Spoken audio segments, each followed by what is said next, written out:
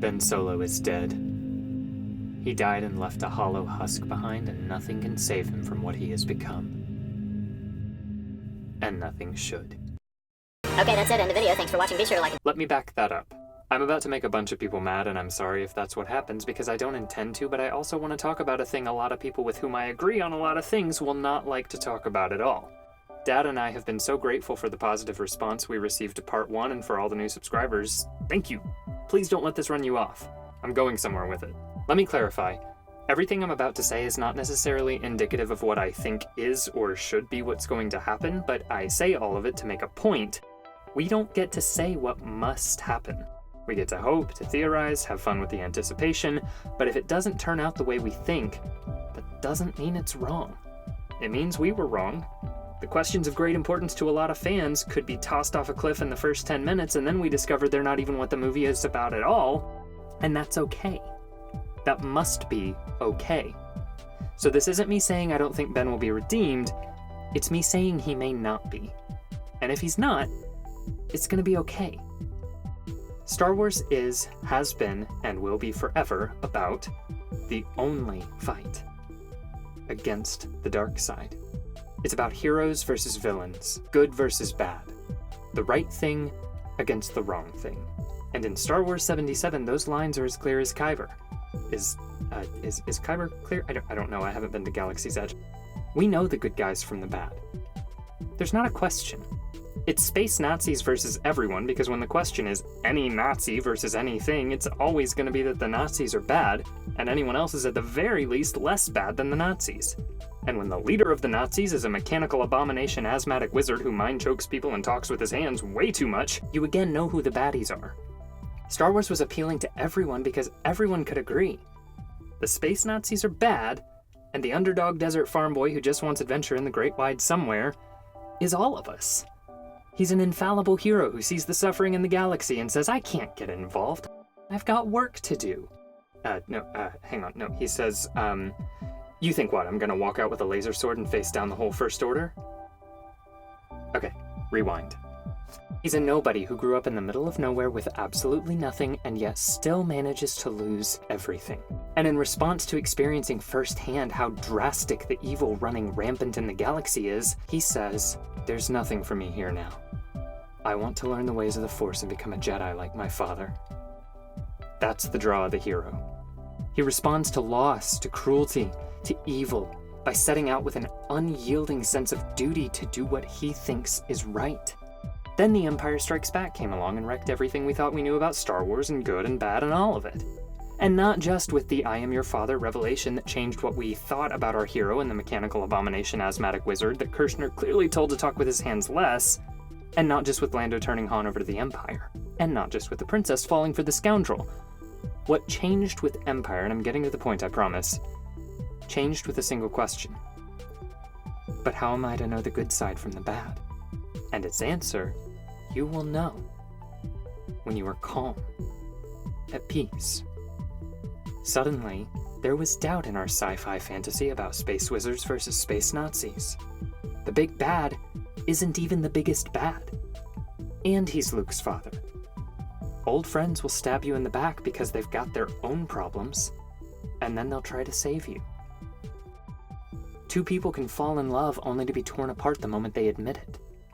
And instead of rescuing your friends, the right way to honor what they fight for is to sacrifice them. These are big and heavy themes that changed the course of Star Wars storytelling. When you blur the lines, suddenly good isn't always just good, and evil isn't always just evil.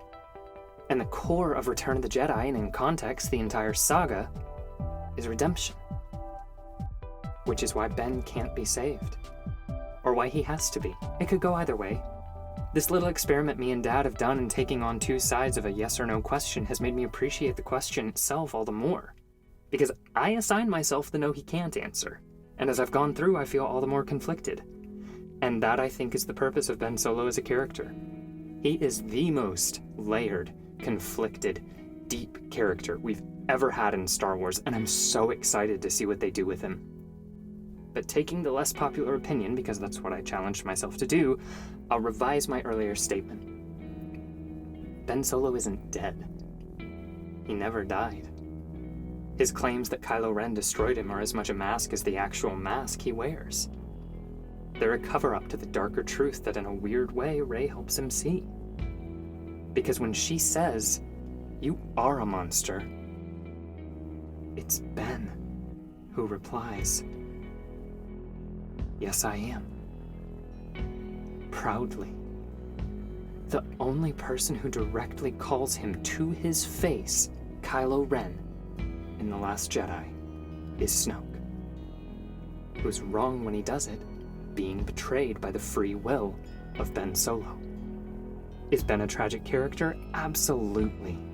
Came from greatness only to crumble under the pressure of expectation, unable to connect with his father and his legendary lineage, torn apart by an invisible struggle between the forces of light and dark pulling at him, each trying to bend him to their will.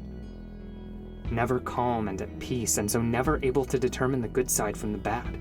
It's all tragic and really good storytelling. But it's Ben who kills his father. Not Kylo Ren. It's Ben who kills Snoke. And then he lies about it, you little sack of...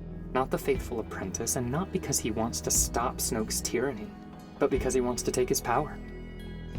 He wants to reshape the galaxy in his own image. It's Ben who falls for Luke's trap because Luke knows who he's dealing with. No one's ever really gone, but people choose to go where they will. And Ben makes his choice over and over and over again. When told sometimes the lines can be gray between who's purely evil and purely good, Ben is the one who decides dark is the way. The legacy of his grandfather's greatest failure is what he aspires to be. His greatest fear is not being a worse monster than Darth Vader. Ben grows up in a world where space Nazis who murdered people en masse are a thing of the past, which the whole galaxy knows must never happen again, a thing his parents lost everything to and dedicated their entire beings to fighting. And he chooses the space Nazis. He chooses to be one of them, to take part in their atrocities.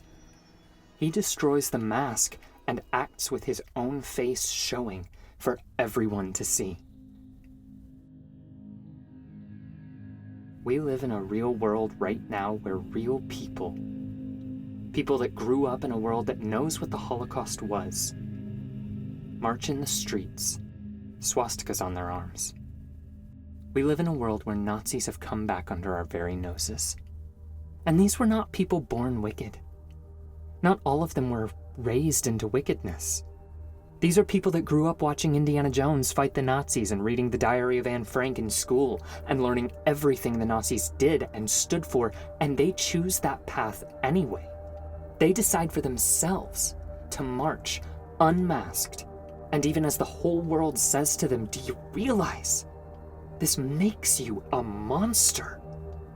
They proudly respond, "Yes, I am." So can Ben Solo be redeemed? Sure. Will he be? Probably. Should he be? That's honestly what I wanted from the beginning. We walked out of The Force Awakens and my dad, who has only ever wanted to be Han Solo his entire life, hated Kylo Ren and wanted to watch him burn. And I was the one who said to him, "That's Han's son. Han wouldn't want that for him." Star Wars is about redemption. We have to believe it's possible. We have to believe that no matter what you do, how bad you are, how far you go, Yoda was wrong about Vader, and Ben is wrong about himself. That once you start down the dark path, it doesn't have to forever determine your destiny. That no one is ever really gone. But if I have to look at a reason for him not to be saved, it's this.